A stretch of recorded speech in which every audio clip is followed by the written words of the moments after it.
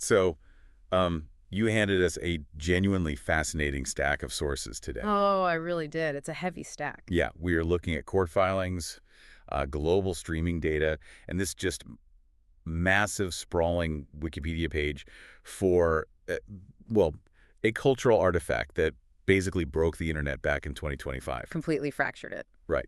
And our mission today, for you listening, is to take all of these disparate pieces, these legal docs and chart numbers, and synthesize them. We want to build a clear picture of what it actually takes to succeed at the absolute highest level of the modern music industry. Exactly. Because we aren't just doing some standard music review today. No, not at all. We are unpacking some sexy songs for you, which you will often see stylized as $, $, for you. Right, $4. Yeah. Yeah. The massive collaborative studio album by Canadian heavyweights PARTYNEXTDOOR and Drake. And the goal here is to really look at this album as like a masterclass in digital economics and, well, algorithm manipulation. Oh, absolutely. Because this wasn't just a collection of songs. It was a 73.5-minute, 21-track phenomenon. It's just huge. Yeah, and it serves as a perfect microcosm of exactly where the music business is right now. Right, because we're going to explore that massive dissonance between, critical reception and sheer commercial dominance. Exactly. We're looking at how artists at the absolute top of the food chain navigate structural chaos. Because the sheer scale of this release is staggering. I mean, it managed to simultaneously break streaming records, yes, tie historical Billboard chart milestones. Weather some incredibly intense plagiarism accusations. Yes. And completely divide professional music critics. It really did. So to really understand what this album is, I feel like we first have to understand the mechanics of when and why it happened. Yeah, the context surrounding the release dictates literally every aspect of how it sounds and, how it was delivered to the public. So you have to rewind to August 2nd, 2024. Okay, setting the scene. PARTYNEXTDOOR is on his Sorry I'm Outside tour. He's playing a hometown show at the Budweiser stage in Toronto. Classic Toronto moment. Exactly. And Drake comes out as a surprise guest, but he totally ignores his extensive hip-hop catalog for the set list. Oh, right. He casually announces they are dropping a collaborative album, quote, when the weather gets chilly. Which is such a low-key announcement for something so massive. But then, 4 days later, the traditional industrial playbook is just thrown out the window entirely. Oh, it was wild. Right. A mysterious Instagram burner account drops. It's called Plot Twist. With like a million T's. Yeah, exactly. And it drops a 100-gigabyte data dump online. 100 gigs. Rehearsal footage, behind-the-scenes clips, unreleased songs, just raw files dumped onto the internet for anyone to sift through. Which is such a wild move. I mean, usually when we talk about a major album release, there's this expectation of a highly manicured process, right? Oh, completely. You have the polished magazine cover, the carefully timed lead single, a highly choreographed music video. The standard formula. Exactly. It's clean. It's a formula designed to comfort the record labels. But this rollout was the absolute definition of institutional disruption. Disruptive is the perfect word. And the timing is the crucial piece of the puzzle here. Like for you listening, remember, this project was Drake's first full-length release following his highly publicized, very intense feud with Kendrick Lamar earlier that year. Right. And the feud provides the cultural backdrop, sure. But the industry mechanics are what make this really fascinating to me. How so? Well, this album was released right in the middle of a deeply tangled legal dispute involving Drake, Universal Music Group. Which is UMG. Right, UMG. And Spotify. And just to impartially outline the court filings here, because it gets complicated. Yeah, let's keep it to the facts of the filings. Drake originally initiated a legal petition alleging a conspiracy. He claimed that UMG and Spotify artificially inflated the streams of Kendrick Lamar's diss track, Not Like Us. Right. The allegation was that they used pay-to-play tactics and, malicious bots to boost the song's popularity. Okay, wow. But then later, in January 2025, he withdrew that specific petition. And instead, he filed a lawsuit in U.S. District Court alleging defamation against UMG for heavily promoting the track. Okay, let's unpack this for a second. Yeah. Because the legal strategy here is mind-blowing. It really is. He is literally suing the parent company of Republic Records. Yeah. Which, if I'm reading this right, is the exact label he has his own recording contract with. Exactly. He's taking his own distributor to court. That is, I mean, if you think about it strategically, this rollout is like a boxer who just took a heavy beating in the ring, retreating to their corner, and then coming back out using a completely different fighting style. Or like a fighter jet. Oh, yeah, a fighter jet, like one Yeah. that just flew through a heavy anti-aircraft zone. Right. And the jet deploys chaff, just a massive cloud of aluminum strips designed to confuse the enemy radar. That's a great analogy. Right. That 100-gigabyte data dump and the sudden announcement of a romantic R&B album, that's the chaff. It creates so much noise. Exactly. So many data points and such a drastic pivot in tone that critics, the public, and maybe even the lawyers can't lock onto a single target. Right. He pivots away from the rap battle arena entirely to drop a moody 73-minute R&B Valentine's Day record. It's brilliant misdirection. It is. And that chaff metaphor perfectly explains the tactical nature of the release,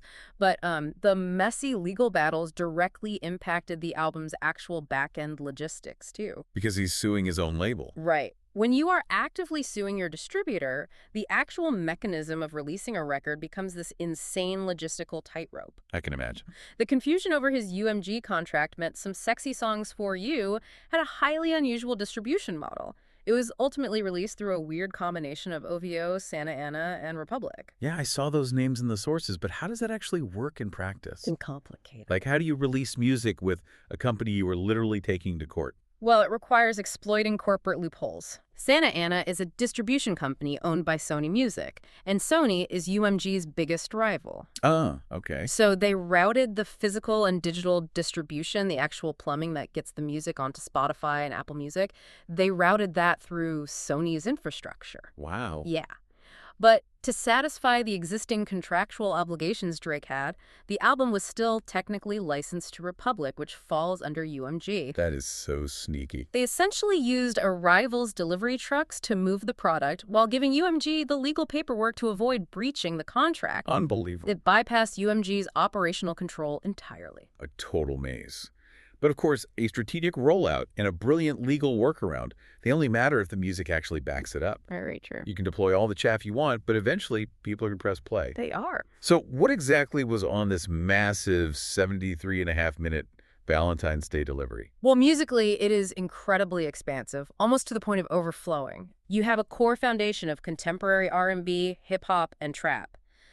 But the album aggressively explores alternative rock, acoustic pop, and even regional Mexican sounds. It's just all over the map. But if you look at the liner notes, there is a glaring omission that changes the entire sonic landscape of the project. Oh, right. Drake's longtime signature producer, Noah 40 Shabib, is not listed as a producer anywhere on this 21-track album. Which is a massive shift. I mean, for you listening, 40 is the architect of that specific underwater late-night Toronto sound that made Drake a global superstar in the first place. He defined the sound. Right? So without him at the helm, who is driving the sound of this massive project? So the production relies heavily on a different rotation of frequent collaborators. You have Noel Cadastre, Gordo, Jordan Ullman from the duo Majid Jordan. Right. And PARTYNEXTDOOR himself actually takes on a huge chunk of the production duties. That makes sense for a collab album. It does. And this shift in personnel leads to a very distinct thematic split between the two artists. Well, PARTYNEXTDOOR uses his time on the record to offer a very intimate, raw vulnerability. He explores themes of sexual escapades, infidelity, and sexual jealousy. Classic PND. Exactly. You hear this clearly on a track like Deeper, where he dives headfirst into the emotional chaos of a relationship without fear of the repercussions. He anchors the album in traditional R&B intimacy. Okay, so that's Party, and then there's Drake. Right. Drake takes a very different thematic approach. Yakin. He focuses heavily on the bachelor lifestyle, the concept of eventually settling down and, reflecting on his previous experiences. Right. But crucially, he is also taking lingering shots at his rivals. See, this is where I get caught up. On the track, Gimme a Hug, which features a prominent sample of Aaron Hall's classic 1993 R&B track, I Miss You. Great sample, by the way. Great sample. But on that track, Drake directly addresses the fallout from his feud with Kendrick Lamar. And he also takes specific shots at the broadcaster Joe Budden. Yeah. He calls out the people in the industry who, in his view, switched up on him when the feud was at its peak. Okay, I have to push back on this idea of the quote-unquote Valentine's Day pivot then. Go for it. Because if Drake is ostensibly releasing a romantic, slow jam album to step away from the rap beef and rebrand the narrative, Yeah. why is he still using tracks like Gimme a Hug to take shots at Kendrick and Joe Budden. It's a fair question. Right. It makes you wonder, is this really a cohesive, artistic statement about love? Or is it basically a Trojan horse? A Trojan horse. I like that. It feels like he wrapped his grievances in this fuzzy Valentine's Day blanket so he could keep swinging at his opponents without it being categorized as a rap record. The Trojan horse theory perfectly captures the tension at the center of the project. It really is an album fighting with its own identity. Definitely. And the track list is full of these strange, fascinating quirks that just add to that chaotic feeling. Oh, the quirks are the best part. Right. You have Die Trying, which is a standout acoustic pop track featuring the vocalist Yeba. Amazing vocal performance. Incredible. But then on the song Glorious, they use an uncredited vocal sample from a 2023 Zane Lowe interview with the rapper Ice Spice. So random. And then there's a track literally called Nokia that interpolates the iconic Francisco Tarragon Nokia ringtone. Okay, I need to pause on that for a second because that is so internet-brained. Highly internet-brained. And just to clarify for everyone listening, when we say interpolates the Nokia ringtone, we don't mean they just took the audio file of a cell phone ringing and pasted it into the beat. No, that would be sampling. Interpolation is completely different. Right, break that down for us. Sampling is taking the literal audio recording and reusing it. Interpolation is taking the underlying melody or composition and re-recording it from scratch. God. So they essentially took the sheet music of that famous 1990s Nokia ringtone, which, fun fact, was originally written by a Spanish classical guitarist in 1902. Wait, really? 1902? Yeah, and they played it on their own synthesizers to build a brand new beat around it. That is, it just highlights how they were throwing literally everything at the wall. Absolutely everything. And we can't forget the track that didn't even make it. Drake previewed an unnamed song featuring the New Orleans bounce artist Heaven on that burner Instagram account. Right, on Plot Twist. Yeah.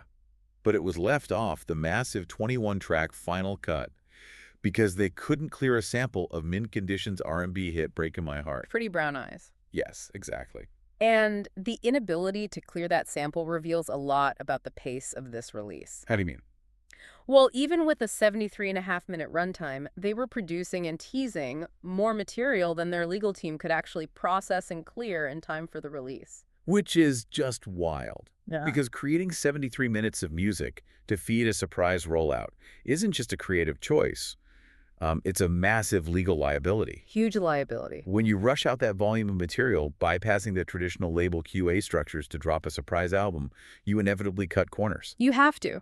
Which is exactly why the moment the album dropped, the plagiarism accusations started rolling in. Like clockwork. Right. When you have a canvas this large, from two of the biggest artists in the world, it creates a massive cultural footprint. And that footprint brings intense scrutiny over intellectual property. And the visual and promotional elements of the release generated two major controversies almost immediately. Let's get into those. So, impartially speaking, the first came from the rapper Freddie Gibbs. He publicly accused Drake and PARTYNEXTDOOR of plagiarizing the aesthetic of his 2022 album, Sold Separately. Okay. Gibbs pointed out that his project heavily utilized a dollar sign title motif, which obviously mirrors the $4 stylization. Right, great. And he also prominently used bunnies in his promotional material, which also heavily featured in the rollout for this collaborative album. Okay, so that's the first one. And the second controversy came from the Canadian rapper John River. Right. He came out and claimed that the official cover art for Some Sexy Songs for You was copied directly from his 2021 music video for the song Hope City Second. Yeah, this one was very specific. Super specific. For context, if you look at the $40 cover, it shows Drake and PARTYNEXTDOOR standing in oversized fur coats in front of the absolute world towers in Mississauga during a heavy snowstorm. Right. River posted side-by-side comparisons showing his video had the exact same framing, the exact same location, the same weather, and the same wardrobe concept. It's strikingly similar. But his accusation went further than just a copied visual. He alleged that an artist signed to OVO had previously contacted him, obsessing over the thought process behind his video. Wow. And that OVO actually threatened to blackball him in the industry after he refused to become a ghostwriter for them. Right.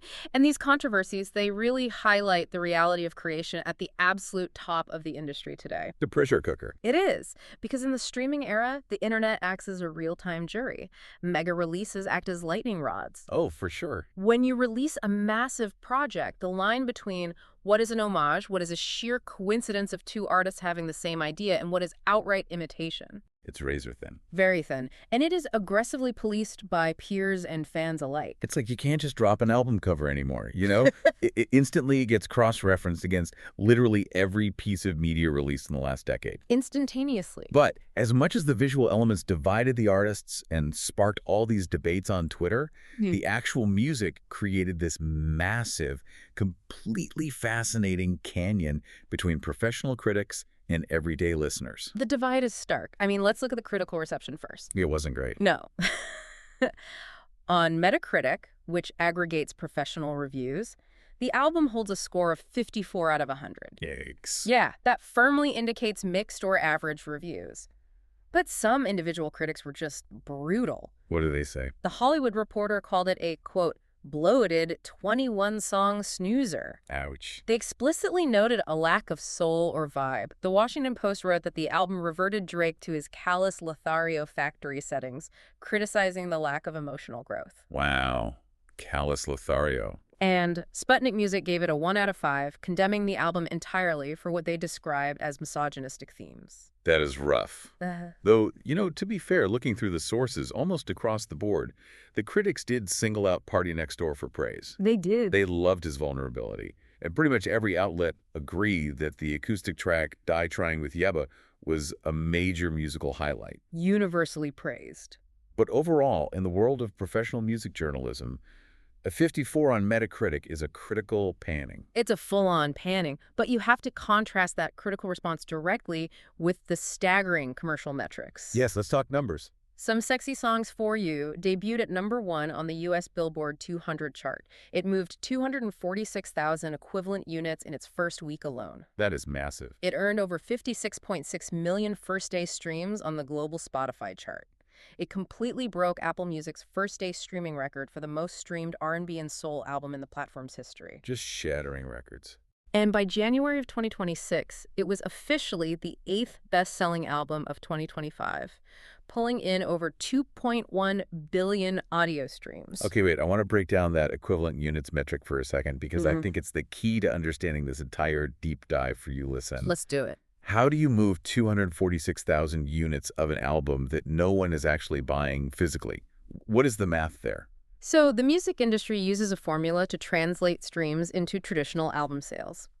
Generally, 1,500 premium audio streams equal one album sale. Okay. So if you have an album with 21 tracks and a fan listens to the album from front to back just over 70 times, that counts as one album sale. Right. When you have a massive 73-minute track list, you multiply the listening habits of millions of fans, and those fractional streams rapidly compound into massive equivalent unit numbers. Okay, this is the aha moment for me. Yeah. When you open Spotify tomorrow and see a 25-track album recommended to you on a homepage, this is exactly why. You aren't being offered a cohesive artistic statement designed to be evaluated as a single piece of art. You are being offered a massive net designed to catch your attention for at least 30 seconds. It's a numbers game. It is. If an album gets a 54 out of 100 from a music critic, it genuinely doesn't matter anymore if it casually generates 2 billion streams. And, you know, ties Drake with Jay-Z and Taylor Swift for the most #1 albums in history. And that realization is the core truth of the modern music business.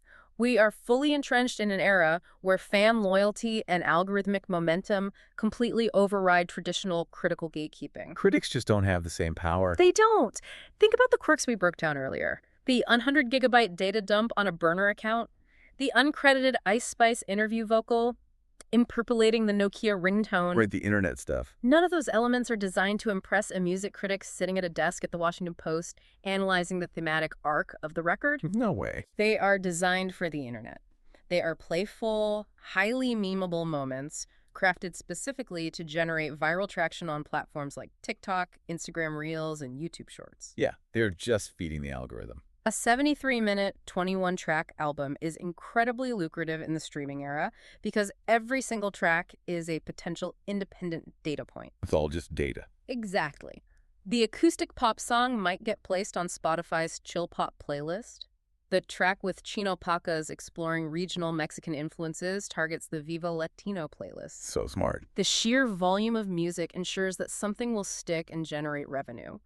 Regardless of whether a reviewer thinks the project is cohesive from front to back, the album format has basically been weaponized into a customized playlist. It completely changes how you look at the industry. It really does. To recap this incredible journey for you listening, we started with a defensively timed surprise announcement in Toronto. Drake and PARTYNEXTDOOR bypassed normal PR entirely for a chaotic 100-gigabyte burner account dump. They delivered a massive 73-minute R&B Valentine's Day pivot right in the middle of a high-stakes, incredibly complex defamation lawsuit with Universal Music Group. Using Sony's distribution to bypass their own label, don't forget. Exactly. They weathered accusations of plagiarizing visual motifs from Freddie Gibbs and entire video concepts from John River. Yep. They took a heavy beating from traditional music critics who called the album a bloated, petty snoozer. And despite all of that, or maybe strictly because they understood the math of the streaming era, they produced a historical commercial juggernaut. A total juggernaut. It shattered Apple Music records and cemented Drake alongside Jay-Z and Taylor Swift in the Billboard history books. The gravitational pull of megastars at this level allows them to rewrite the rules of engagement. They prove that if you provide enough volume and enough viral moments, the algorithmic machinery will do the heavy lifting for you, rendering the old guard of the music industry largely obsolete. Which brings us to a final, slightly terrifying thought for you to chew on. Uh-oh. If the blueprint for a record-breaking album today is simply to trade a massive 73-minute buffet of different genres, a little acoustic pop here, a little regional Mexican there, a viral ringtone over there, just to see what the algorithm decides to feed the masses. Right. What happens to the artist in the long run? That is the question. We are already seeing the explosion of AI-generated music. Yeah. If the goal is no longer to make a unified, thematic, artistic statement, but just to provide 25 distinct vibes to game the streaming math, how long until the record labels realize they don't even need the megastar? Oh, wow. Right. How long until the algorithm just automatically generates a 70-minute hyper-personalized playlist of vibes specifically tailored to your listening habits, cutting the human artist out of the equation entirely? I mean, if the album has already become a customized data dump, the automation of that data dump feels like the inevitable next step. It is a wild thing to consider. We want you to ponder that question the next time you hit play on a massive 20-plus track release. For sure. Are you listening to a unified piece of art, or are you just scrolling through a carefully curated data trap? Thank you so much for joining us on this deep dive into the mechanics of some sexy songs for you. We'll catch you next time, but until then, remember, sometimes the rollout is far more revealing than the music itself.